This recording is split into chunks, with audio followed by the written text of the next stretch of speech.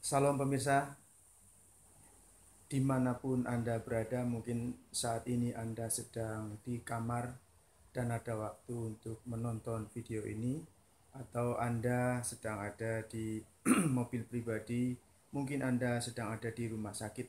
Saya berharap, saya berdoa agar Anda selalu seperti yang dikatakan di dalam 1 Petrus 1 ayat 2, supaya kita menjadi seperti bayi yang selalu haus akan air susu ibunya.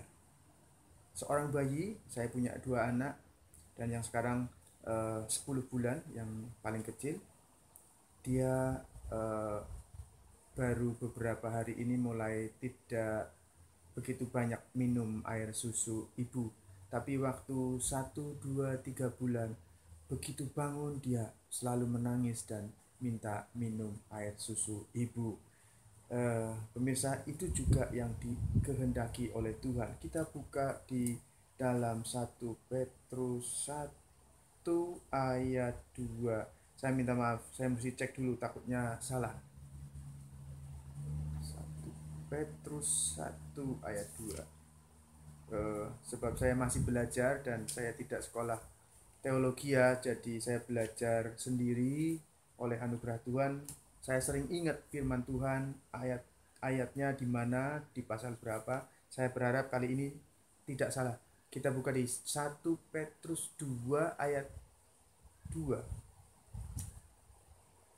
Iya, betul. 1 Petrus 2 ayat 2. Mari Anda baca.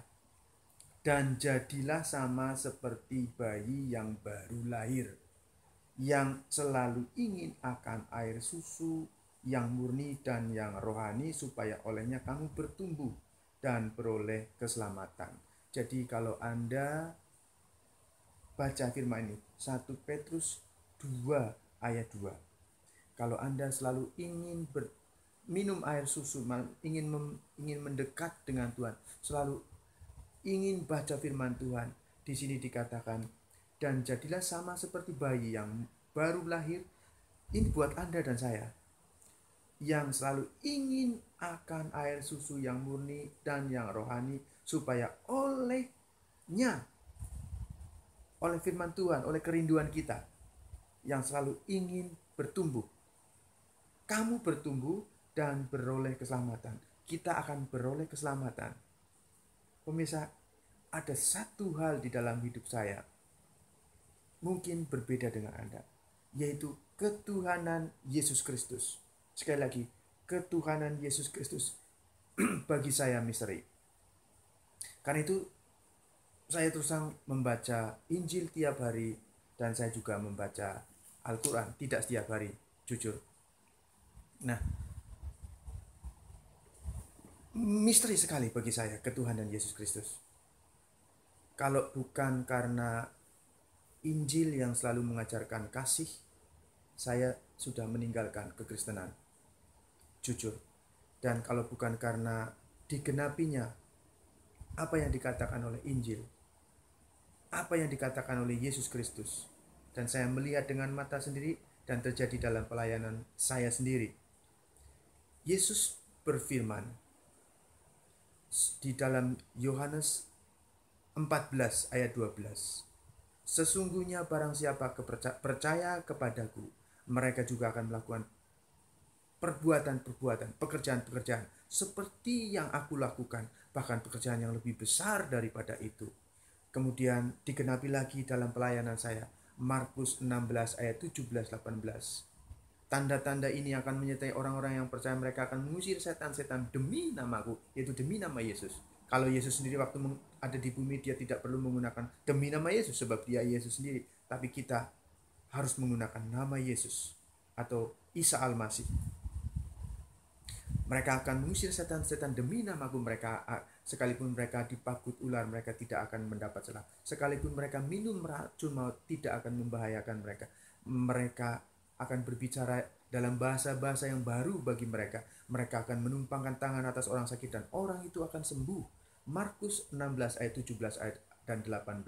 Anda silahkan buka. Dan ini digenapi. Pemirsa, sekali lagi, ketuhanan Yesus Kristus sangat misteri bagi saya pada waktu itu. Tapi setelah pencurahan Roh Kudus dan penggenapan firman-firman tadi, saya benar-benar semakin tahu bahwa apa yang dikatakan Injil di dalam Yohanes 1 ayat 1, pada mulanya adalah firman. Sekali lagi, Anda baca di dalam Yohanes 1 ayat 1. Pada mulanya adalah firman. Firman itu bersama-sama dengan Allah dan firman itu adalah Allah. Di dalam Yohanes 1 ayat yang ke-14, firman itu telah menjadi manusia. Manusia itu Yesus. Manusia Yesus itu siapa? Manusia Yesus itu firman, sang kalimatullah. Sekali lagi, pada mulanya adalah firman, firman itu bersama-sama dengan Allah, dan firman itu adalah Allah. Firman itu telah menjadi manusia. Nah, manusia itu Yesus. Jadi manusianya Yesus itu siapa? Firman, sang kalimatullah, dan dikatakan firman itu adalah Allah.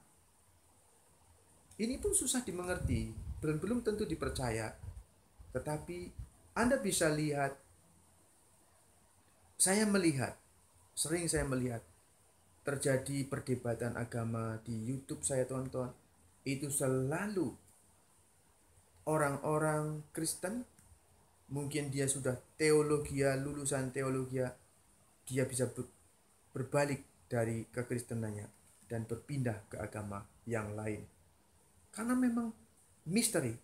Tetapi kalau seorang Kristen, kalau Anda dan saya menjadi orang Kristen yang dipenuhi Roh Kudus, di dalam Kisah Para Rasul 1 ayat 8, tetapi kamu akan menerima kuasa kalau Roh Kudus turun ke atas kamu. Untuk apa? Untuk melakukan itu tadi. Kisah Para Rasul, melakukan Markus 16 ayat 17-18. Tetapi kamu akan menerima kuasa kalau Roh Kudus turun atasmu, dan kamu akan menjadi saksiku dari Yerusalem, seluruh Yudea, Samaria, sampai ke seluruh ujung-ujung bumi. Saya tidak akan berdebat agama dalam hal ini. Tapi saya tahu siapa itu Isa Al-Masih. Saudara, kalau Anda ketemu saksi Jehovah, mereka juga percaya Injil dan mereka baca Injil. Mereka mengajarkan tentang kasih. Dan mereka tidak percaya bahwa Isa Al-Masih atau Yesus Kristus adalah Tuhan. Mereka percaya bahwa Isa adalah manusia, Isa nabi biasa. Dan mereka tidak percaya dengan kesembuhan. Jadi kalau Anda ingin rindu untuk mengerti sungguh-sungguh, who is Jesus? Is Jesus God? Or prophet? Or only man? Apakah Yesus itu Tuhan? Atau Nabi? Atau hanya sekedar manusia biasa?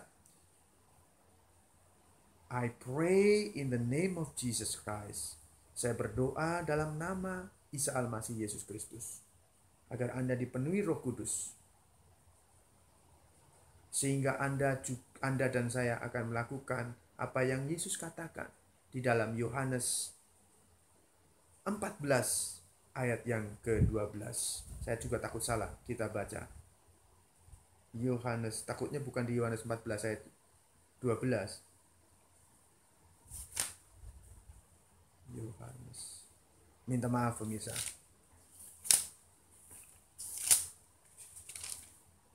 Ya, Yohanes 14 ayat yang ke-12. Anda baca sendiri. Jadi benar, Yohanes 14 ayat yang ke-12. Pemirsa, doa saya adalah Anda akan menjadi orang-orang Kristen yang penuh dengan kuasa. Anda dan saya untuk menjadi saksi Yesus Kristus, menjadi berkat, menjadi rezeki bagi tidak hanya orang-orang Kristen, untuk bersaksi dari Yerusalem, dari rumah tangga kita sendiri, Yudea, di kota kita, di desa kita, di kecamatan kita, Yudea, Samaria, Yerusalem, Yudea, Samaria, kemudian di negara kita, sampai ke ujung-ujung bumi, ke negara-negara lain, untuk menjadi berkat rezeki bagi bangsa-bangsa, untuk melakukan Markus 16 ayat 17-18. Ini doa saya, dan iman Anda semakin kokoh, semakin kuat. Pemirsa, terima kasih Anda sudah nonton video saya. Saya punya Facebook bernama IIC spasi Hongkong, IIC Hongkong, dan saya punya handphone 65750497, 65750497. Anda bisa WhatsApp. Kiranya Tuhan Yesus Kristus memberkati Anda dan saya berlimpah-limpah. Amin.